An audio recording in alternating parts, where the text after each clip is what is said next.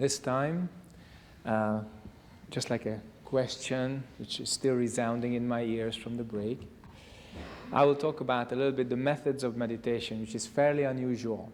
When you have Dharma talks, usually have the great, Dharma memories, also Dharma words, Dharma teachings. But how we meditate and why we meditate, usually it comes up only when you come to a retreat. I do believe that this is important, that from the same seat, from the same person, you hear that. As an introduction, I say that we are truly, really lucky because Buddhism and Taoism met, and out of the marriage, there's a great child. The child is called Zen. Without this child, we would not be sitting here. So Zen meditation became very, very simple, very clear, and very efficient.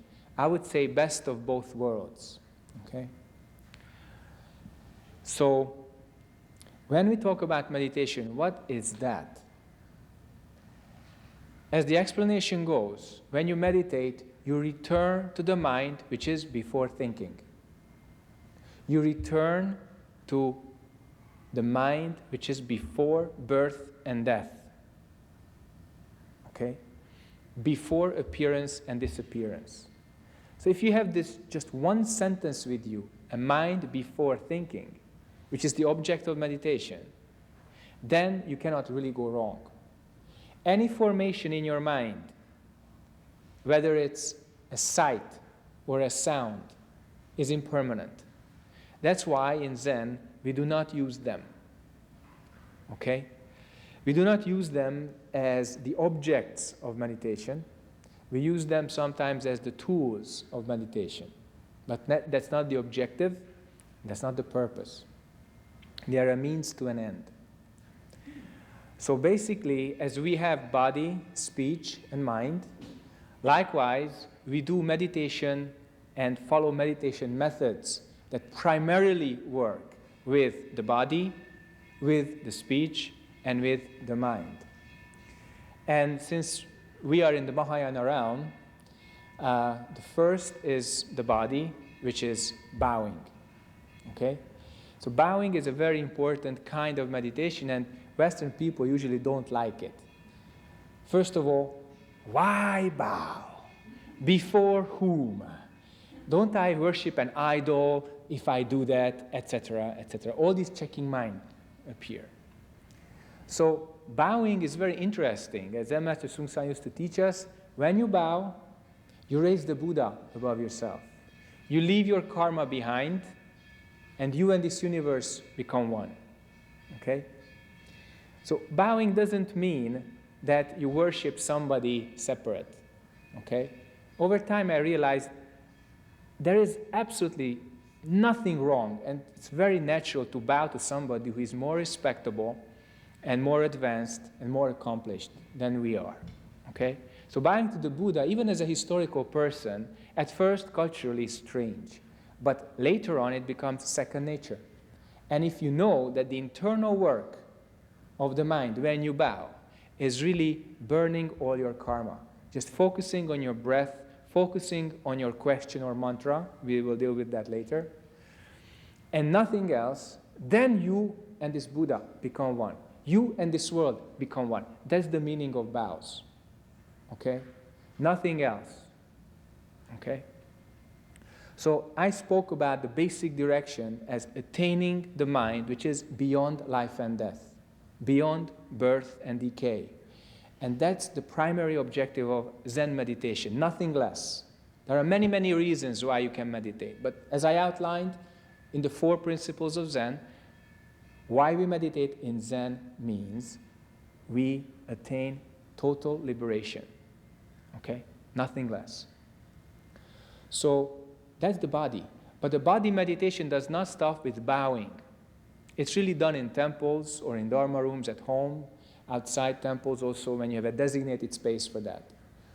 But sometimes you see pilgrims in Tibet, earlier in China, these days sometimes even in the West, between LA and San Francisco also. Some monks, sometimes even nuns, they do 3 steps, 1 bow. Now, that's a tough practice, even if you use knee pads. So that's pilgrim practice, okay? You totally submit yourself to the world and just go to the designated spot, and by then you attempt to work off as much karma as you can.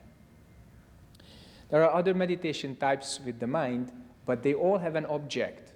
Some people do martial arts. Some people do, flower arrangement. All of them require very specific sets of motion. But all of these motions have some objective. With martial arts, it's attack and defense. With flower arrangement, it's creating something. But bowing is different because you don't create or abolish anything. You just return to your true self. Okay? So that's something which breaks the ice. If I want to compare the work to, achieving a very clear sky without rain clouds and without icicles in the water, it's like breaking the ice of your hardened attachment karma. Next step is speech. How do you use speech? And the answer is chanting.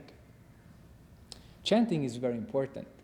Like bowing cleanses your physical karma, primarily, chanting cleans your speech karma. And our speech, look at this. How we use our speech, not just in everyday life, but for really big things.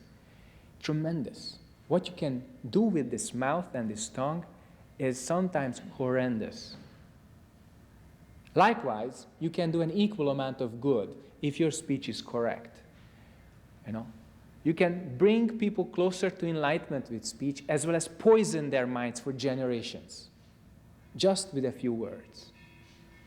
So speech is very, very important.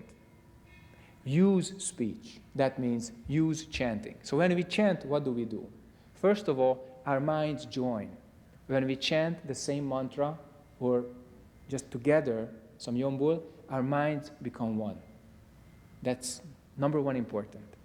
Next is emotional cleansing, okay? So usually here in our chest, many kinds of emotion just sit there, and then when you chant, it all releases. So nobody really knows, especially at the beginning, why, but after chanting, they feel a little lighter. They feel a little better. Just by reciting the name of the bodhisattva. Why? Because their emotional karma already became more pure, more clear, okay? And lastly, when you chant the Buddha's scriptures or the Buddha's teaching or some mantras or names of the bodhisattva, then your mind ingrains that. You condition yourself that this would be the strongest impression, okay? The real foothold in your consciousness. We call that taking refuge in the Buddhas and bodhisattvas. And remember, it's speech level. It is conceptual. Declaredly conceptual. We use concepts in the right way. Okay? So when we chant the name of the Buddha, our mind becomes Buddha. Chant the name of the Bodhisattva, mind becomes Bodhisattva. It's as simple as that. So don't look for any special meaning or any special mantra. Your mind does the whole job. Okay? That's what's marvelous about chanting. You chant Kwansen Bosal, you know it's the embodiment of compassion.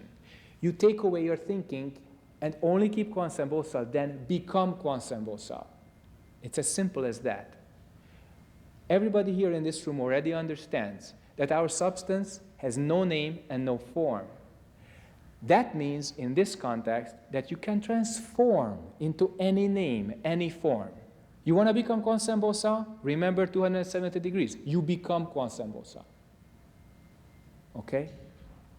You want to become Munsu Bosal? You become the wisdom, embodiment of Munsu Bosal. Okay? You need self-protection? Recite the Om Chirim mantra many times. Then, do that. So chanting is very interesting because what you chant happens. Some people call it the magic of the words. No, it's the spontaneous and everyday function of your mind. But when you chant, you notice it. You see this Shinjung altar on my left, on your right? Deities, okay? When we talked about the 6 realms of existence, that's deity realm, the 6th realm. So many Westerners, they ask me, why do people chant to these altar pictures? Nobody really understands when they come from the West. And I say, they don't chant to a picture. Here, in Buddhism, everybody has a basic understanding of the 6 realms of existence. And that is not a picture, that's a door. And when you chant, the door opens. And then deity realm, human realm, become one. Okay? You support the deity with your faith. The deity supports you with correct action. That's how it works. That's why many Buddhists, not just in Choharu, full moon time, also many times outside these great days like Jijang Jail, Kwanum Jail, etc., they chant. Why? Because we want all these realms to become one. So when you chant the Buddha's name, Buddha realm and you become one. Bodhisattva realm and this world become one. Turn towards the altar, recite all the 88 names of the Shinjungdan, then you and deity realm become one. No hindrance, okay? Only take away your thinking, take away your opposite's mind, recite the name, then it happens. So, human mind, as I have said before, is very, very powerful. Okay? So what you create is supremely important. But when we talk about chanting, I would really like to talk about what we take away rather than what we create. Okay? So you take away the unnecessary speech karma and the unnecessary emotional hindrances. That's very important. Okay? And then, depending on the content of the chanting, your mind becomes that. You chant Kwansen Bosa, become Kwansen Bosa. Okay? So this is like melting the ice, which is already broken. So you have the ice field as the hindrance. Bowing breaks it, chanting melts it, and starts to boil it. Okay? In some languages, meditation means heating up the heart. When you warm up your heart, and that's chanting. That's Yombul. Okay? Next is the mind level. And the mind level is also very interesting because then you sit. Your body doesn't move, your speech doesn't move, and also then your mind doesn't move. How? You keep what we say a great question. Last time we referred to that. What am I? Or what is this? In Korean, what is this is imoko. Okay? This very important tool which brings your mind back before thinking. If you practice correctly, after a while, the words of the question disappears, and only the question remain.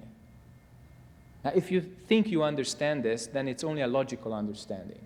And I repeat, if you practice, the words of the question disappear. Only the question remains.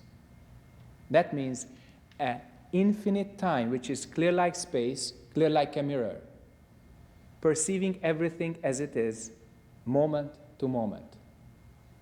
And the question, what is this, never disappears, but the words are not there. Okay? That's when the Hwadu starts to function without the words. Okay? Likewise, when you practice a mantra, a yombul inside, because you don't like the question. For some people it's too direct, too cold, too icy. They don't like the question. You know? Sometimes too sharp. So then they use some mantra, and then that mantra also does the same job, but then the mind moves in a little circle. Kwansen Bosa, Kwansen Bosa, Kwansen Bosa. Om Mani Padma, Om Mani Padma, Om Mani Padma. Okay? It's a closed circle. You don't lose energy. There's no extra thinking. If your karma just takes this yombul away, then immediately return. Just like to the question. Immediately return. So when you deal with the mind directly, then non-judgmental approach. Very important. Also, the courage to return to your practice moment to moment, whatever appears in your mind. Very important. The sixth patriarch said, do not attach to anything which arises in the mind. That view itself is Buddha. In fact, he heard this from the Diamond Sutra, and then he got enlightenment. Okay? And then when his teaching was really refined, he said, Bodhi has no tree. Clear mirror has no stand. Originally nothing. Where is dust? Okay? So this is a very important point, because when you practice the Hwadu or the mantra, then you can get to this original point. Okay? And since this point has no name, no form, you can call it originally nothing. But if you're attached to nothing, it's a mistake. It becomes your trap. Because nothing is already a name. Remember that, because great existentialists in the West, they missed this point, and then they killed themselves. Okay? And Buddhism is not something nihilistic. Okay? It's very, very important. So, the third method that we use in our school, and of course in many other places, is just perceiving the sound. It's the simplest and I think the most difficult. In some other traditions, they call it shikantaza, or just sitting. They don't pay special attention just to the sound, but to everything. But in our school, the kwanum means perceived sound. So it's said that Avalokiteshvara Bodhisattva, when practicing deeply the prajna paramita, perceived that all the 5 skandhas are empty, and the method to that was perceiving the sounds. If you just perceive the sounds moment to moment, and you go back, what is it that hears the sound? Then your thinking disappears. Likewise, when you recite the mantra, you go back, what is it that recites the mantra? Thinking disappears. And with the question, what's really interesting, you don't have to go back anywhere, because the question is already pointing to what is this. That's why it's so direct. That's why it's so impalatable for a few people, and that's okay. Fortunately, we don't have the same karma, so we don't have the same approach, we don't have the same method. Okay? There are many methods. But one of them you may want to use. Because if you don't, then everything remains just here in your cortex, and that's of no use when the big crisis comes. Okay? So these are the 3 basic methods dealing with body, speech, and mind. And when you deal with the mind, as I mentioned, bowing as breaking the ice, chanting as warming up the water, just sitting is like blowing the clouds away, the white clouds, and then only the clear sky remains, without any hindrance. So you see how the levels of the metaphor build on each other, and I have to use this metaphor not just to give you a little Zen cartoon, but to actually give you the methodical approach. Why? Most people in the West, they want to sit right away. They sit down and they want to go nuts after 5 minutes, because all their unfinished karma very strongly appears, and their mirror mind, their not moving mind, is not strong enough. So that's when they get some Zen sickness. Okay? Many beginners have that problem. So they sit down, and immediately all their unfinished emotional karma, physical karma, cognitive karma, they just hit like an avalanche. Okay? And that's too much. So if we look at tradition, how they used to get people into the sonpang, into the Zen room, we see that at first they had to work. It was working Zen. They were hengjas. It means love action. Okay, that's before they became samis or saminis. Then they spent 4 or 5 years as novices. That's when they did a lot of bowing and chanting. To the present day, in the Chonglims, in the 5 major temples of Korea where full training is given, and also in the Kangwons, they do that. Lots of bowing, lots of chanting, and in the first years, lots of work. Why? To break the ice. If you don't break the ice, it falls on you, crashes on you. Then, not so good feeling, okay? So that's when in the West people said, I don't want this, chanting and bowing. I want to sit right away and get enlightened, because the Buddha was also sitting, so I want to do the same thing. So they sat down, and in a few months, some of them went a little cuckoo. And they said, cuckoo. Why? They couldn't take it. Okay? So we say consciousness is a little broken.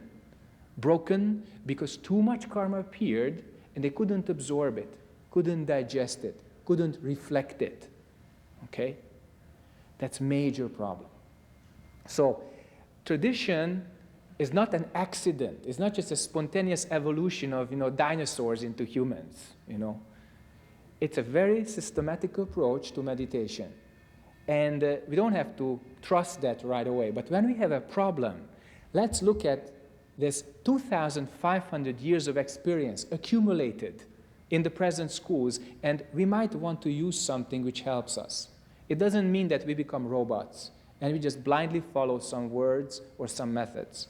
But if we start and the method seems insufficient, it doesn't mean that the method is wrong. It means that we may not apply it correctly. Okay? Any questions? When you mention about meditation with practice like a bow, body, and speech, and last mind. Yeah. But is it possible to practice just like me or just in normal life? Yeah, but you must keep a balance of practice. So of course, I didn't mean that you must move into a temple to practice bowing, chanting, and sitting. But for instance, in our school, every single day, bowing, chanting, sitting. That's morning practice. Evening, chanting and sitting. And if you want, also bowing at your leisure. Why? Zen Master Seung Sahn recognized that if you want to deal with your karma as a beginner, sitting is not enough. Chanting also alone, not enough. Bowing, of course, alone is not enough. So he did all of these, and he was teaching all of these. Okay? That's balance. Okay. Thank you, sir. You're welcome. Thank you for your attention.